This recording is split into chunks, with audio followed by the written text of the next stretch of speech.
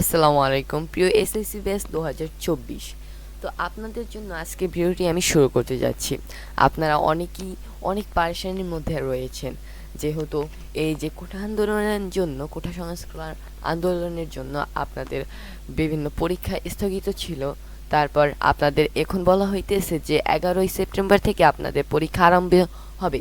এর জন্য আপনারা অনেকে আন্দোলনেও নেমেছেন যে আপনাদের যে পরীক্ষাটা সেটা অটোপাসের মাধ্যমে সম্ভাব্য হয়। কিন্তু এখন যদি আপনাদের অটোপাস হয়, তাহলে আপনাদের সামনে যদি আপনাদের চাকরি এবং অন্যান্য যে প্রস্তুতি আপনারা সামনে নেবেন, সেই সামনের পরিস্থিতি কিন্তু অনেক বাধা আপনাদের আসতে পারে। তো আজকে আপনাদের এই বিষয়টা নিয়ে আমরা আলোচনা করব, এবং এই বিষয়টার থেকে আপনাদের বাঁচার জন্য আপনাদের যে সামনে পরীক্ষাটি, এই পরীক্ষার প্রস্তুতির জন্য আমরা একটি রুটিন তৈরি করেছি। সেই রুটিনটি আপনাদের মাঝে আমরা আজকে উপস্থাপন করব, এবং এই রুটিনের মাধ্যমে আপনারা যদি অবশ্যই অনুশীলন করেন, তাহলে অবশ্যই পরীক্ষায় ভালো ফলাফল আনতে পারবেন। তো আমরা প্রথমে দেখতেছি, এই যে আমাদের রুটিনের হেডলাইন হয়েছে এইচএসসি পরীক্ষার প্রস্তুতির জন্য একটি দৈনিক পড়ার রুটিন। তো এখন আমরা রুটিনটি দেখি, সকলেই আপনারা গুরুত্ব সহকারে দেখার চেষ্টা করবেন। এই যে এখানে আমি সময়, এটা এই যে কলমে রয়েছে, এই কলমের সময় রয়েছে, এবং এই কলমে বিষয়বস্তু রয়েছে, আর এই কলমে বিস্তারিত কার্যক্রম আপনাদের রয়েছে। আপনার এরকম রুটিন আপনাদের বাসায় তৈরি করতে পারেন, এবং লাস্টে আপনাদের আমি কয়েকটি টিপস জানাবো, সেই টিপসগুলো আপনাদের প্রয়োজন হবে। তো আজকের ভিডিওটি শুরু করা যাক। তো আপনাদের এই যে আপনারা প্রায়শই মানুষ রয়েছেন, বর্তমান যুগের মানুষ যারা খুবই দেরিতে ঘুম থেকে উঠেন, আপনারা চেষ্টা করবেন যে সকাল 6টা থেকে 7:30 এই সময়টাকে কাজে লাগানোর জন্য। এই সময়টা হচ্ছে আপনাদের মাথার ব্রেন খুবই শার্প থাকে, এবং এই সময় আপনাদের পড়ার যে বিষয়টা সেটা মাথায় খুবই ভালোভাবে ঢোকে। তো আপনার প্রায় সকাল 6টার আগে ঘুম থেকে ওঠার চেষ্টা করবেন, এবং 6টা থেকে 7:30 1.5 ঘন্টা আপনারা গণিত বা পদার্থবিজ্ঞান নিয়ে ঘাঁটবেন অথবা পড়বেন। এই সময় এই যে হার্ড যে সাবজেক্টটা রয়েছে, হার্ড সাবজেক্ট যদি পড়ার চেষ্টা করেন, তাহলে অবশ্যই আপনাদের সামনে আগাতে অনেক সুবিধা হবে। এবং বিস্তারিত কার্যক্রম যেটা রয়েছে সেটা হচ্ছে নতুন অধ্যায় পড়া এবং উদাহরণ সমাধান করা। এখানে আপনারা রিভিশন করবেন না, নতুন যে অধ্যায়গুলো রয়েছে সেই অধ্যায়গুলো পড়ার চেষ্টা করবেন। তারপর এই জায়গায় সকাল 7:30 থেকে যদি 8টার সময় আধা ঘন্টা আপনারা বিরতি নেন। এখানে আপনারা হালকা খাবার খাওয়ার পর বিশ্রাম নেওয়ার চেষ্টা করেন, কারণ এই আধা ঘন্টা যদি আপনারা খাবারটা খেয়ে মানে পড়াশোনা শুরু করেন, তাহলে অনেক ভালো হয়। তো আপনারা সকাল সকাল উঠেই খাবার খাওয়ার চিন্তা করবেন না, কারণ একটা জিনিস সাবজেক্ট পড়ে তারপর আপনারা খাবার খাওয়ার চেষ্টা করবেন। তো তারপর সকাল 8টা থেকে 9:30 এই সময়টা, এই 1.5 ঘন্টা আপনারা ইংরেজি অথবা বাংলা নিয়ে ঘাটেন। ইংরেজি বাংলা কিন্তু অনেক হার্ড সাবজেক্ট এইচএসসি বেসের জন্য। তো এই জায়গায় আপনারা সাহিত্য অংশ এবং রচনা চর্চা করতে পারেন এই যে 8টা থেকে 9:30টার মধ্যে। তারপর যেটা রয়েছে সেটা হচ্ছে সকাল 9:30 থেকে 11টা পর্যন্ত। এই সময়টা আপনারা রসায়ন, জীববিজ্ঞান যে সাবজেক্টটা আপনাদের রয়েছে, এই সাবজেক্ট নিয়ে পড়াশোনা করতে পারেন। আমি আবারও বলছি যে সকাল টাইমটা আপনাদের মাথায় পড়াশোনা একটু ভালো ঢুকবে, রাতের থেকে সকালটা আপনাদের জন্য বেস্ট। তো এখানে আপনারা কি করতে পারেন, অধ্যায় পড়া এবং গুরুত্বপূর্ণ সূত্র ও ডায়াগ্রাম অনুশীলন করতে পারেন। তো এটাও কিন্তু আপনাদের খুবই গুরুত্বপূর্ণ পরীক্ষার জন্য। তারপর সকাল 11টা থেকে 11:30 যে সময়টা রয়েছে, সেই সময়টা আপনার বিরতি নেন, আধা ঘন্টা বিরতি নিয়ে তারপর আপনার চা নাস্তা করে মনকে রিফ্রেশ করুন। মনকে রিফ্রেশ করার পর আপনারা, এখন আপনাদের কয়েকটি পরীক্ষা হয়তো গিয়েছে, কিন্তু আমি যে এই সাবজেক্টগুলো দিয়েছি, এই যে গুরুত্বপূর্ণ সাবজেক্টগুলো দিয়েছি, এই সাবজেক্টের পরিবর্তে আপনাদের রুটিন অনুযায়ী আপনারা আপনাদের যে সাবজেক্টগুলো আছে সেই সাবজেক্টগুলো আপনারা বসিয়ে নিতে পারেন।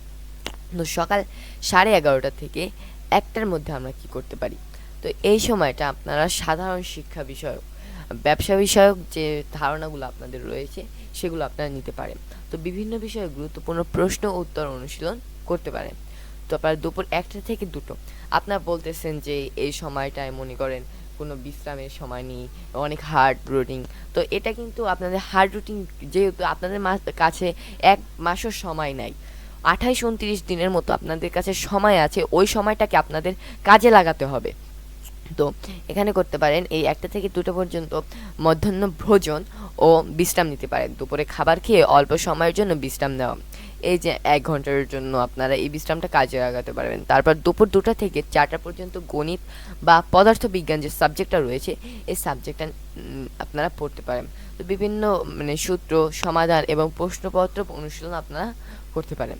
তারপর যেটা রয়েছে বিকাল 4টা থেকে 5টার মধ্যে যে বিষয়টা রয়েছে সেই বিষয়টা হচ্ছে আপনাদের সৃজনশীল কার্যক্রম ও শরীরচর্চা, হাঁটা, ব্যায়াম বা অন্য কোনো সৃজনশীল কাজ। অর্থাৎ আপনাদের এই সময়টা আপনাদের নিজেকে শারীরিক যে বিশ্রামটা সেটা দিবেন এবং আপনাদের শরীর স্বাস্থ্য যেভাবে ভালো থাকে তার চেষ্টা করবেন। তারপর বিকাল 5টা থেকে 6:30টার মধ্যে যেটা রয়েছে সেটা হচ্ছে রসায়ন ও জীববিজ্ঞান। এখানে আপনারা করতে পারেন প্র্যাকটিক্যাল বিষয়গুলো নিয়ে আলোচনা ও নোট তৈরি করা যেতে পারে। আপনাদের রসায়ন এবং জীবন বিজ্ঞান নিয়ে যদি আপনারা ঘাটেন তাহলে এটাও আপনাদের জন্য বেস্ট সময় হতে পারে।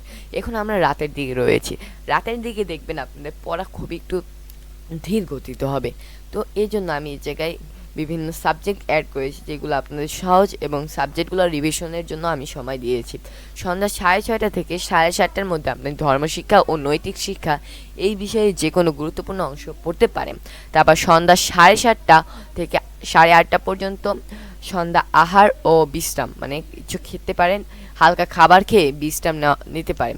তো রাত 8:30 থেকে আর 10টা পর্যন্ত ইংরেজি অথবা বাংলা বিষয়টা আপনার রিভিশন দিতে পারেন বা ব্যাকরণ সারাংশ বা অন্যান্য বিষয় নিয়ে কাজ করতে পারেন। তারপর 10টা থেকে 11টা, রাত 10টা থেকে 11টা আপনার বিগত বছরের প্রশ্নপত্র সমাধান, অর্থাৎ আপনাদের বিগত বছরের যে প্রশ্নগুলো আপনারা হয়তো পান নাই কিন্তু বড় ভাই বা যারা রয়েছে তাদের কাছ থেকে আপনার এই প্রশ্ন সমাধান করে তারপর এগুলো আপনারা নিয়ে আলোচনা করতে পারে এবং সেই সমাধান করলে আপনাদের সামনের পরীক্ষাগুলো ফলাফল ভালো হওয়ার সম্ভাবনা আসবে। তো রাত 11টা থেকে 11:30 পুনরাবৃত্তি, সারাদিন যা পড়া হয়েছে আপনারা তা সংক্ষিপ্ত রূপে আপনারা পুনরাবৃত্তি করবে। তো 11:30 থেকে 12টা মনকে শান্ত করা, আপনাদের এখানে মনকে শান্ত করে আপনারা মনে করবেন আজকের বিষয়টা আপনার মনে হয় অনেক ভালো হয়েছে এরকম ভাইবা। তারপর আপনাদের সামনে আবার আগামীকালকে যে রুটিনটা আপনাদের রয়েছে সেই রুটিন অনুযায়ী পড়ার চেষ্টা করবেন এবং সকালে তাড়াতাড়ি ওঠার চেষ্টা করবেন এবং আপনারা এই 12টার সময় ঘুমিয়ে যান। তো এটা ছিল আপনাদের দৈনন্দিন যে রুটিনটা সেই রুটিনটা। এখানে আমি কিছু টিপস আপনাদের দিচ্ছি যেটা হচ্ছে রুটিন মেনে চলা। আপনাদের এই রুটিনটা সবসময় মেনে চলতে হবে এবং নির্দিষ্ট রুটিন মেনে চলার চেষ্টা করুন, তবে প্রয়োজন হলে পরিবর্তন করুন। আপনাদের এটা প্রয়োজন হলে আপনারা নিশ্চয়ই পরিবর্তন করতে পারবেন। এবং পাঠের বৈচিত্র্য, প্রতিদিন একই বিষয়ে বেশি সময় না দিয়ে বিভিন্ন বিষয়ের মধ্যে পরিবর্তন করুন। অর্থাৎ আমি এই জায়গায় বিভিন্ন একই বিষয় দিয়েছি, আপনারা বিভিন্ন বিষয় আলাদা করে দিতে পারেন। তো তারপর যেটা রয়েছে বিরতি নিন, বিরতির সময় শরীর ও মনকে বিশ্রাম দিন, এতে আপনার মনোযোগ বৃদ্ধি পাবে। তো বিরতির সময় আপনার যে মন এবং শরীর মাথাটাকে বিশ্রাম নেবেন এবং সেটাকে বলবেন যে এখন তোমার আর কোনো কাজ নেই, এখন তুমি নিশ্চিন্তে থাকো, তারপর তুমি আবার পড়াশোনা শুরু করবে, এইরকম বিষয়টা। তারপর এই রুটিনটি আপনার পড়াশোনার উপর নির্ভর করে কাস্টমাইজ করতে পারেন। আপনারা যেরকম পড়াশোনা করেন প্রতিনিয়ত সেই রুটিন সেই পড়াশোনার উপর ভিত্তি করে আপনারা এটা কাস্টমাইজ করতে পারেন, আপনাদের মতো সাজিয়ে নিতে পারেন। সবচেয়ে গুরুত্বপূর্ণ হলো নিয়মিত এবং মনোযোগ সহকারে পড়তে পারেন। এই যে বিষয়টা এটা আপনারা সবসময় মাথায় রাখবেন। এবং নোট যেটা রয়েছে সেটা হচ্ছে রুটিনটি ব্যক্তিগত প্রয়োজন অনুযায়ী আপনার পরিবর্তন করা যেতে পারে। সপ্তাহের একদিন সম্পূর্ণ বিশ্রামের জন্য রাখুন, নিয়মিত বিরতিতে পানি পান এবং স্বাস্থ্যকর খাদ্য গ্রহণ করুন। প্রয়োজনীয়তা অনুযায়ী কোনো বিষয়ের উপর বেশি বা কম সময় ব্যয় করা যেতে পারে। তো এখানে এই বিষয়টা আপনারা এখন মাথায় রাখবেন না, এই যে এই বিষয়টা সপ্তাহে একদিন সম্পূর্ণ বিশ্রাম এর জন্য রাখুন না, এই বিষয়টা আমরা কেটে দিলাম।